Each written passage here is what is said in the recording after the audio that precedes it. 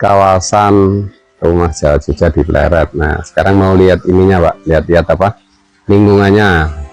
Lingkungan di samping kiri, samping kanan dari pendopo joglo sama limasan modern seperti ini. Nah, ini salah satunya ada kolam, Bapak. Kalau suruh bikinkan kolam berarti bisa, Pak? Bisa, Pak. Nah, ini kolam, Pak, seperti ini. Kita bikin ala-ala Bali.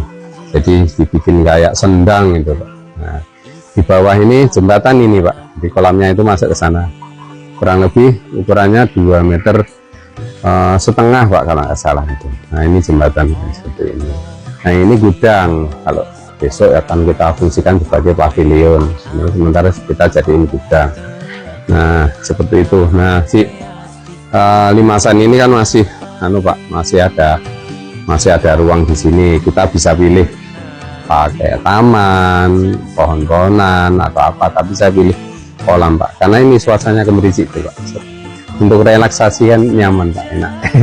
Malam-malam atau kita pas duduk sendirian lihat ikan sambil mendengarkan gemericik air itu rasanya syahir.